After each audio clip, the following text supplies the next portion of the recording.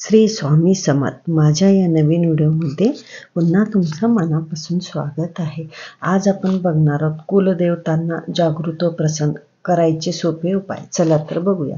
आई अंबाबाईचा उदो उदो. आज आपण बघणार आहोत आपल्या कुलस्वामिनीला किंवा कुलदेवताला जागृत कसे करणार आहोत बघूया. तसेच तुमची कुलस्वामिनी कोणती का असो किंवा कुलदेवता कोणतेही असो, आपल्याकडून त्यांची सेवा होत नाही म्हणून आपल्याला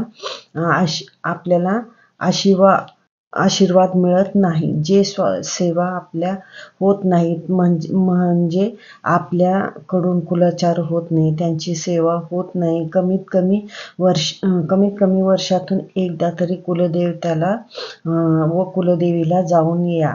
तसेच आपले पूर्वज जे काही सेवा केले किंवा त्यांच्या हाताचे टाक असतात तर त्यांची सेवा झाली पाहिजे. बरेच घरात देव असतात, ते वंशज परंपरेनुसार देव असतात. ते फक्त देव्हाऱ्यातच ठेवले असतात व त्यांचे पंचोपचार पूजा होत नाही, त्यांना नैवेद्य दाखवला जात नाही. तसेच आपल्या पितरांची सेवा सुद्धा तेवढीच गरजेची असते.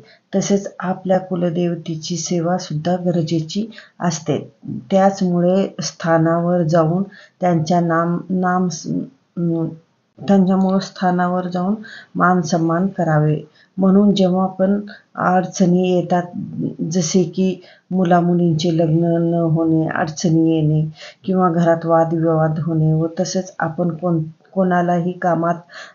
कोणत्याही कामाला तुम्ही जर सुरुवात केली की त्यात यश न येणे, जे काही कारणे असतात ते आपल्या कुलदेवतेचा कोप झाल्यामुळेच असते.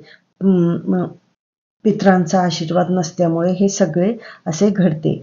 जे ग्रंथ व पुराण आहेत त्यात बघा की लिहून ठेवलेले असते की पितरांचा व कुलदेवतेची सेवा करायची आहे. कुलदेवतेची सेवा म्हणून दररोज 1 माळा जप करायची. 9 मंत्राचा जप करा. तसेच नित्य सेवामध्ये दुर्गा सप्तशतीचे दररोज 2 अध्याय पठण करा. जर तुम्हाला ही सेवा जमत नाही तर मनातल्या मनात त्यांचे नामस्मरण करा. आता आपल्याला कुलदेवतेची सेवा करायची. तुमच्याकडे टाक असतील तर त्याची सेवा करा. तसेच कुलदेवतेची जी सेवा असेल ते जे आपण आरती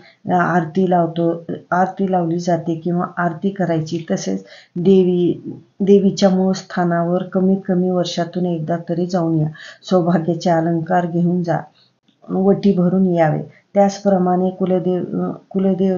देवीची सेवा म्हणून नवरात्रमध्ये किंवा चैत्र नवरात्र किंवा शारदीय नवरात्र किंवा अश्विन नवरात्र असेल तेव्हा जे दुर्गा सप्तशतीचे पाठ करा तुम्ही. असं म्हणजे देवीची सेवा म्हणून नवरात्रामध्ये सप्तशतीचे वगैरे पाठ करावे. तसेच ज्या वेळेस आपण कुलदेवतेच्या ठिकाणी जातो त्यावेळेस अन्नदान करावे. त्याचबरोबर कुलदेवता असेल तर त्याची सेवा करावी. तसेच जे तुमचे कुलदैवत आहेत त्या ठिकाणी देखील वर्षातून एकदा तरी त्यांच्या मूळ स्थानावर जाऊन यावे.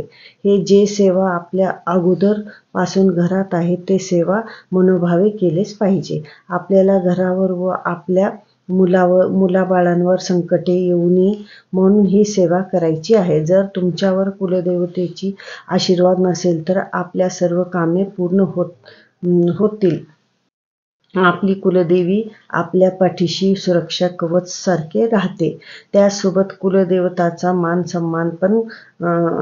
सन्मान पण करावे. वर्षातून एकदा तरी करा. जर तुम्हाला नाही जमत असेल तर देव्हाऱ्याजवळ बसून चैत्र नवरात्र किंवा अश्विन नवरात्र असेल त्यावेळेस सुद्धा आपण ओटी भरू शकतो. म्हणजे तुम्हाला जर वर्षातून एकदा जरी नाही झालं कुलदेवतेची मान सन्मान करायला, तुम्ही लांब असतो ती येणं नसलं शक्य, तर आपल्या देवघरात बसून आपल्या देवी आईची ओटी भरायचं व ते तसेच काढून ठेवायचं.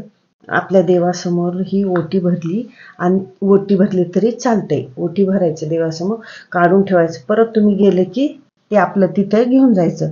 आपण ज्या वेळेस कुलदेवतेला जातो त्यावेळेस ते ओटी घेऊन जा. तसेच कुलदेवतेची महत्त्वाची सेवा म्हणजे दर मंगळवारी किंवा शुक्रवारी पानाचा विडा अर्पण करा किंवा पौर्णिमेला. तुम्हाला मंगळवार शुक्रवार जरी नाही झालं, कमीत कमी पौर्णिमेला तरी केली तरी चालते. करून बघा, तुम्हाला अनुभव येईल. श्री स्वामी समर्थ.